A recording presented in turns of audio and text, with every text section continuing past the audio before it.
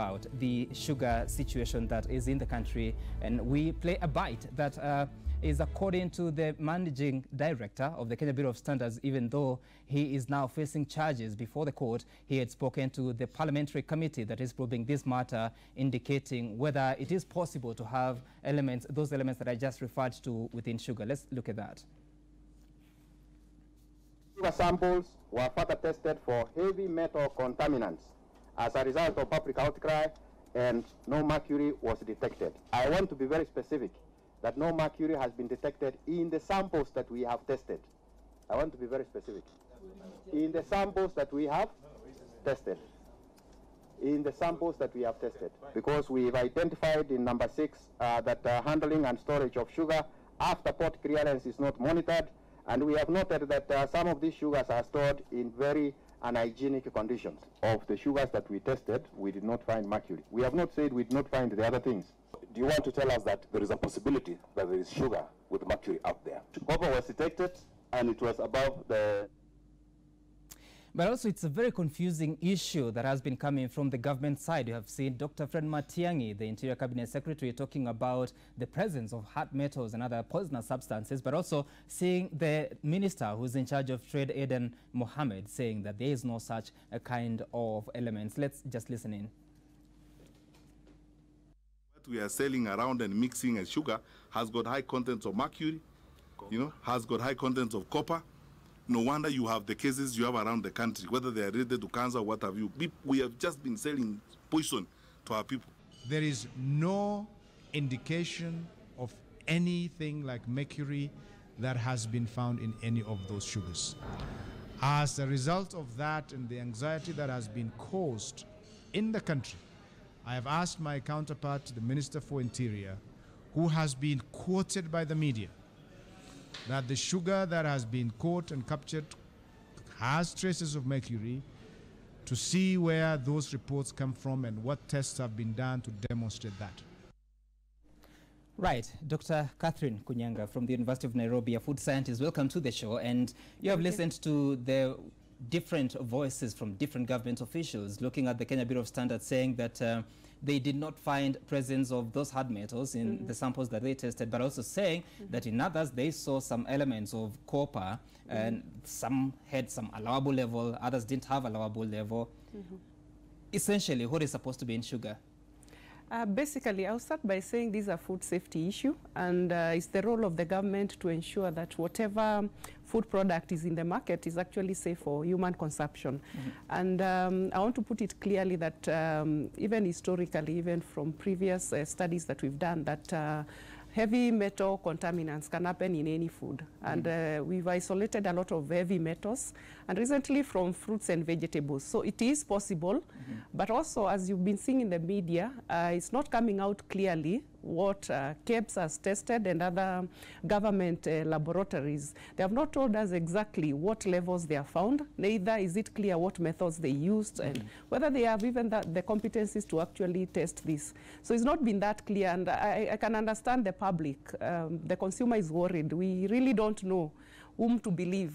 Yeah, and as a scientist, for me, I find it worrying that one minute we hear that we have heavy metals in sugar, other reports say there is none, according to, of course, some of the sources. So for me, it's worrying. It's a bit worrying, and I think the government needs to come out clearly and inform the public. And if they don't have the capacity, then we need a third opinion. I call it third because we've had first and second cases of heavy metals in sugar. We really need for them to come out clearly. What is their stand? Do they, if they are not able to actually come out, then we have many scientists in the country, and I'm one of them. I mean, we really need to test and come up with what exactly in this sugar, so that we can satisfy the consumers' panic that really whatever sugar they are taking in, because guys are worried right now. Most consumers are not even consuming any sugar.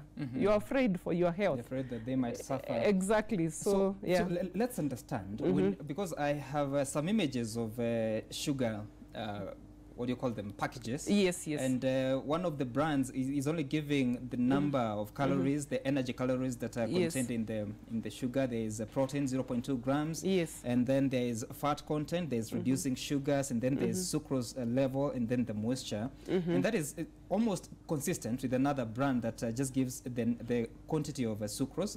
Yes. They're saying that nutritional information value per 100 grams, the sucrose level is 99.8 grams, the moisture level is 0.05 grams, and protein is 0.15 grams. So you can see that's the much information that is that consumers interact with. So is it possible that even as the Kenya Bureau of Standards says that some sugar had allowable levels of copper, where would you get that copper within the sugar?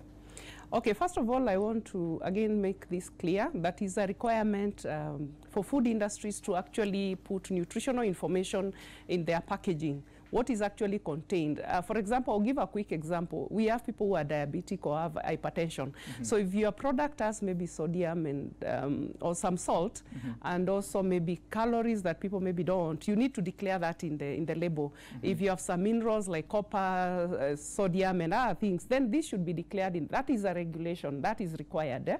But again, the confusion I've been seeing is that we are talking of chemical residues. For chemical residues, it's not a must that they are declared. Remember, these are contaminants that first of all are not supposed to be in the sugar. Copper is one of the elements that is also nutritionally required in the body for various physiological functions, including it's part of the enzymes that are involved in metabolism. But again, remember, in the form that it appears is also another issue. It can also become a heavy metal contaminant. And here they also found that in the sugar. Mercury, lead, arsenic, chromium, cadmium, all these are heavy metals that if present in certain form as a contaminant can also pose toxic effect for the human health. That's something we need to differentiate. And this you will not find in the label. This is for the regulatory agencies to ensure that the sugar and food products do not contain these heavy metal contaminants because they will pose health risks to the consumer. And so we know the processing of sugar from the cane farmer interacting in his farm with the cane. You grow it, then it's mature for harvesting. You take it to a factory, it's processed to become sugar. So where does copper and the hard metals get in touch with this sugar? That's a good question. Actually, these heavy metals can happen in along the food chain. We call it food chain, from production, that is the farm, to the consumer, that is the person now using the sugar. Remember, these food safety issues can also, you as a consumer can actually contaminate your product. So it's, I would say, from farm to fork. That's the word we use for food safety, farm to fork. Meaning, as you grow, for example, your sugar cane or other products, the water you use, maybe it could be contaminated from, you have a mining industry near you or any contaminated. So the environment in which you're growing your crops, the water, the soil, that at production level can introduce these heavy metals. How you transport it maybe to the factory. Within the processing industry, you could also contaminate your product. Final sugar, like for example, this sugar, we have claims that it was coming from Brazil, Zambia, wherever. We don't know how was it handled, how was it transported, because we could also have contamination coming in. So that's why I was saying the best the labs can do is say that this sugar has this level of heavy metals. But determining the exact point of entry will be a bit difficult, given that this sugar came into the country illegally. If it was within the country, we would go back and say this came from Mumia, so how are the soils, how is the water quality, blah, blah, blah. But this is, again, contraband product, so we are not able to really tell where is the contamination coming in. And it could be any source. And that's that's my worry. Is this information that those people handling sugar have? Because last week I spoke to one of the sugar millers, that is Jason Rai, who works for, who owns West Kenya company that that owns Kabras Sugar, and he was saying that in his entire life he has never encountered the presence of these hard metals in sugar. Is it something that they already know, or they're not even aware that it's an eventuality that can occur? Again, I don't want to quote your example, but for a food industry, because that's what we train in the university. We expect the people we train will work in these industries, and that the industries, food industries actually have food safety management systems that actually ensure whatever product, wherever they are getting it from, before they release it to the market, that is tested, is safe for human consumption. Actually would blame the industry. Actually, for the consumer, consumers cannot test this. I've seen on social media people saying that you can add salt to your tea, and if there is mercury, you will see some rest. That is impossible. The techniques we use for analysis for products to even test these heavy metals is not easy. The methodologies and even the expertise required. So for the consumer, you cannot really do this. You can fight for your rights through consumer organization. But it's the responsibility of the government and the industry. And the industry, if you are in food processing, you have to know what is likely to be in your food product that would actually jeopardize your food when it gets to the market. And it's the work of the government to actually ensure the food industries who are processing certain foods like sugar are actually doing it in the correct way, and that there is no any hazard, whether physical, and by the way, it's more than even chemical residues. Even you had, they said there was yeast and molds. Yeah? Yes. So it should ensure there are no chemical hazards, no microbial hazards, no physical hazards. Your sugar should, for example, not have any metals. When you are putting, sometimes you'll find a nail or something. So that is the work of regulatory agencies under the government. And they have to ensure that whatever the consumers are consuming, I should not worry that the sugar in my tea actually has any chemical residues. And of course, if you're joining us on Season Extra, we are talking about what is in your sugar. You can make your contribution, the questions that you may have, the fears that you may have about the presence of these hard metals in your sugar. This was obvious across every day. You can write to us on 22422, that is the SMS line, and also you can write to us through or via Twitter, that is at Citizen TV Kenya. The hashtag is Citizen Extra. We are talking to Dr. Catherine Kunyanga, who is a food scientist from the University of Nairobi. And you were just speaking about what the industry is supposed to be doing. Yes. And you're saying that the government agencies are responsible to ensure that is happening.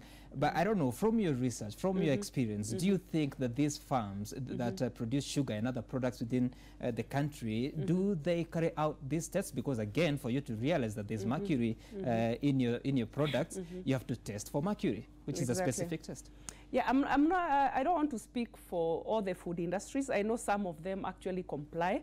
I'll give a quick example again. If you look at the products we export to the EU, we really comply. Export products, I know they really comply, because the EU will never allow you to export any products that does not meet their regulations. Yes. And the government has come up clearly on food laws. You remember the other day they banned some of the vegetable products to the EU because, again, of not complying to food safety regulations. Yeah. So they have their own, even the companies that are actually importing from Kenya, they have their own private standards. Because you, as a food industry, whatever you make will reflect a lot to your consumer. Because like outside, you will actually, if we had industries like the ones that are being suspected of, they would already be closed down actually, because you are putting consumers' health at risk. That's right. Again, in the country also, I know we have policies, we have food laws, we have regulations, but the problem is, are they being enforced?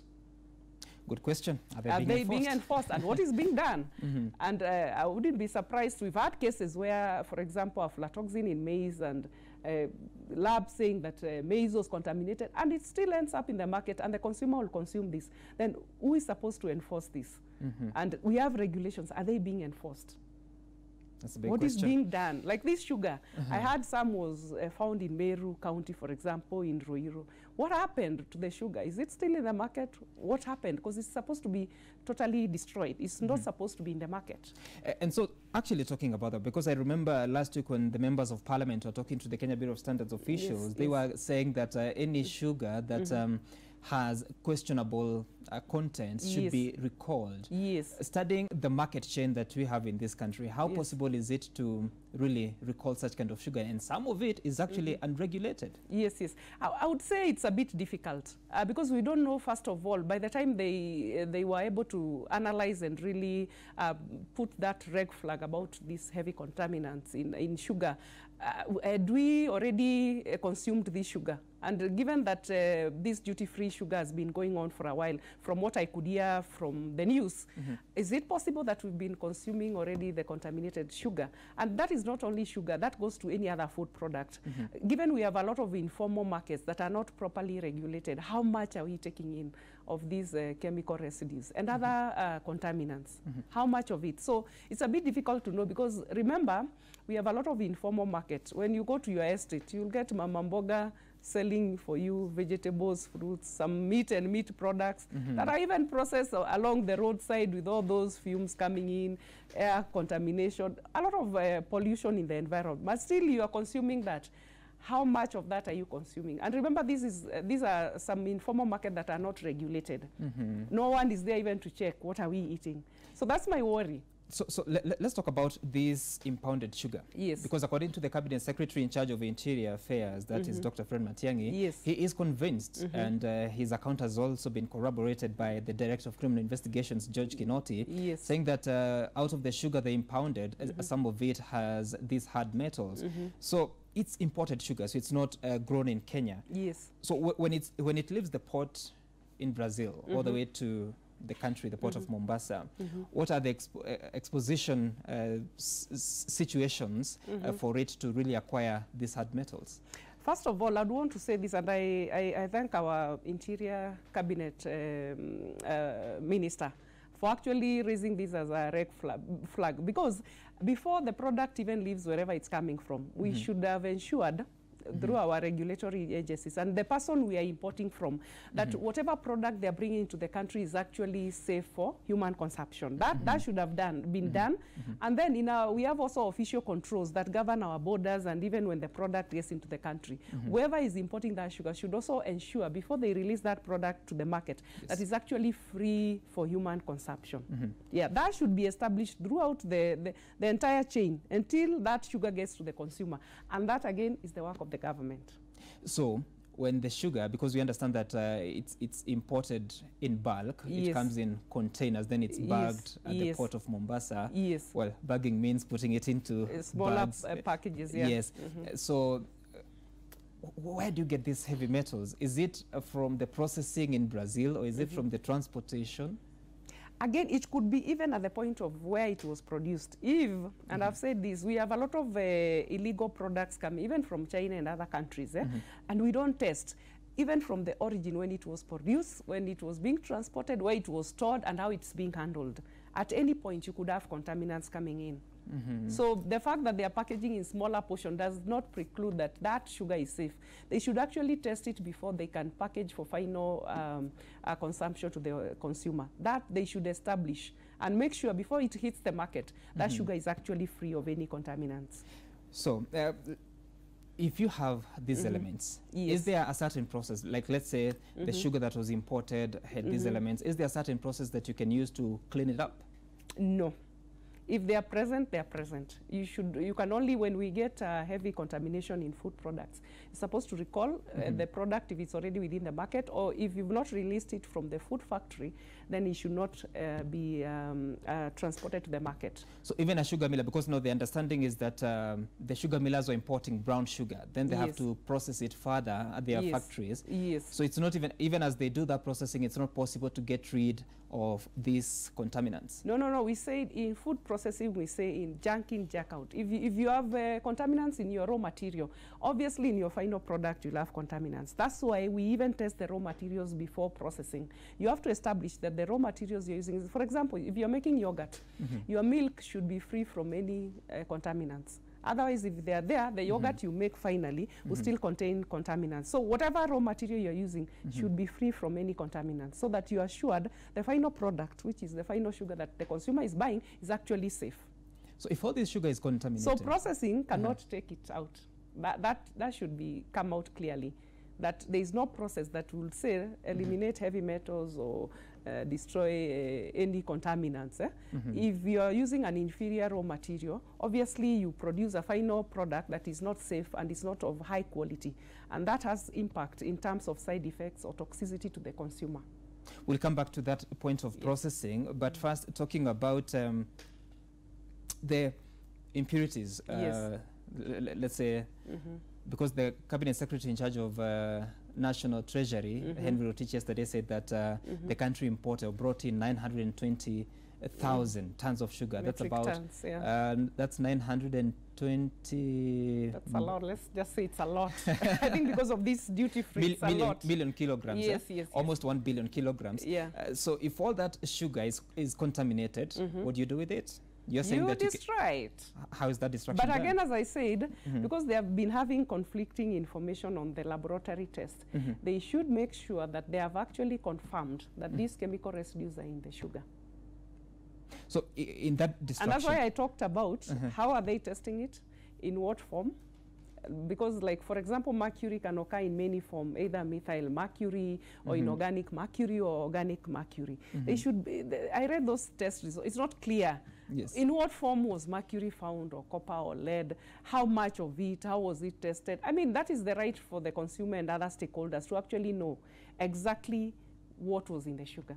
And those levels matter a lot, because if they're in negligible portions, or if they are not there, or they are not sure about how they analyzed it, then they might even be causing public panic for nothing. And my worry is, in Kenya, we have, you see, politicians and other stakeholders, those are decision makers. But it's the work of the scientists, who are the risk assessors, who understand the methodologies, the analytical methods. They're the people who are actually charged to tell us what is in the sugar, how much of it, how was it tested. Because those are the experts. So why are they not telling us? The government would have the best scientists in this country. Why are they not telling us? That's the problem. So you might be actually, sometimes with food safety issues, you might be causing panic, yet also you could have also be hiding something that is of major concern to the consumer, meaning that we've been consuming products that are actually heavily contaminated. Therefore, consumers are actually getting sick out of it, and we don't know. So they have to come out clearly. So answer my question on if you find that a certain level of sugar, I mean, a certain quantity of sugar beyond is the recommended, you completely destroy it. You destroy it. How do you do that, bearing in mind that there are some concerns to do with the environment? Again, we have different ways, like we have incinerators that can totally burn. We don't want it, again, to be exposed in the environment. Remember, again, if you don't properly expose it, it can come back into the food chain. Again, into another product or into the same product. So you completely destroy it. And we have heavy incinerators at high temperature that can do this. It's, for example, like we've been having outbreaks of animals with diseases, and you bury, and you get wild animals maybe digging it up again. And again, it's transmitted to the environment. So usually we incinerate completely, it's destroyed, burnt completely at very high temperatures, so that we don't have that coming back again into the food chain. That has to be done properly. But usually that's not what happens, because what you have seen happen, especially there's some sugar that was said to be contaminated at the port of Mombasa. It was sunk into the ocean.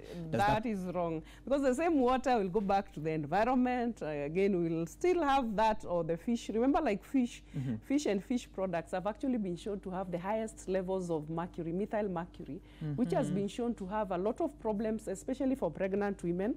And this is transmitted to the unborn child, and we have a lot of issues, health risks associated with this one. And actually, when you are pregnant, you avoid any mercury contaminated products, especially fish and fish products. So if you're exposing it again to the oceans where we get our fish, again, you're putting the consumer at risk.